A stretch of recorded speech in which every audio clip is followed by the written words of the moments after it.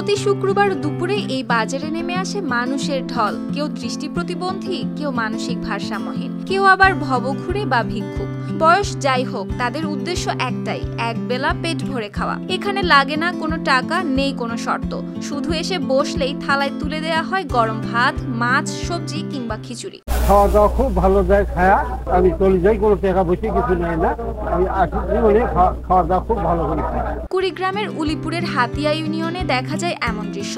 যদিও এই উদ্যোগের পেছনে আছেন হোটেল মালিক মোহাম্মদ রঞ্জু মিয়া, তবু স্থানীয়রা স্নেহ করে তার হোটেলের নাম দিয়েছে পাগলা হোটেল। কারণ হিসেব নিকেশ ছাড়াই তিনি প্রতি শুক্রবার 2 শতাধিক দুস্থ মানুষকে খাওয়ান। অনেকেই এটাকে পাগলামি বলেন, কিন্তু রঞ্জু মিয়া আর তার স্ত্রী আসিয়া বেগম দুজনেই জানেন এটিই তাদের ভালোবাসা।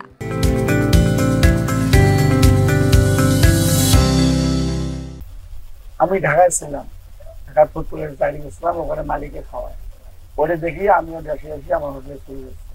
তা মোটামুটি ভালো চলে, খাওয়াইতেছি।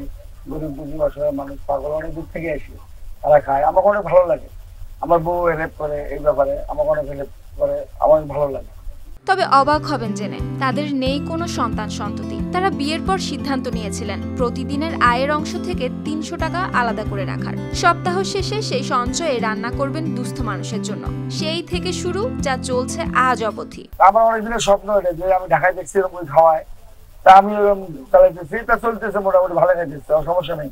হোটেল করি সারাদিন, গ্রামের দোকান তো, যেটা ইনকাম হয় ওখান থেকে কিছু টাকা রাখি দিই। রাখি তো প্রতি সপ্তাহে যে টাকাটা জমে ওটা দিয়ে খাওয়াই। অসহায় মানুষগুলোও জানান তারা শুধু খেয়েই যান না, কখনো কখনো বাড়িতেও খাবার নিয়ে যান পরের বেলা খাওয়ার জন্য। প্রতি শুক্রবার করে আমাদেরকে মিসকিন যারা প্রতিবন্ধী এদেরকে খাওয়ায়। আমরা প্রতি শুক্রবার আসি এখানে পেট ভরে খাই আবার নিয়ে যায় বাচ্চাদের জন্য, বাচ্চা বাড়িতে আসে।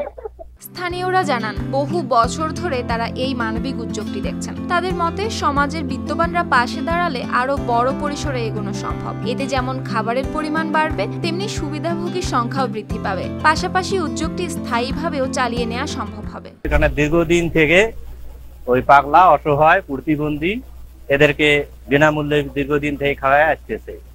তা আমরা এটা দেখাতেই খুব পছন্দ করি। পছন্দ করার জন্য এই প্রতি শুক্রবার এটা দেখার জন্য এখানে উপস্থিত হই। এখন আমি মনে করি এলাকার বিত্তবান যারা আছেন তারা যদি রঞ্জু মিয়াকে কিছু হেল্প করেন, তাহলে সে সুন্দরভাবে গরিব, অসহায়, প্রতিবন্ধী সবাইকে হয়তোবা আরো 2 মুঠ বেশি করে খাওয়াইতে পারে। তবে রঞ্জু মিয়ার কাছে খরচের হিসেব বা কতজন এলো, এর চেয়েও বড় প্রাপ্তি হলো দুস্থ মানুষের মুখের এক চিলতে হাসি। আর সেই হাসির মাঝেই নাকি তিনি খুঁজে পান আসল সার্থকতা। News desk, RTV।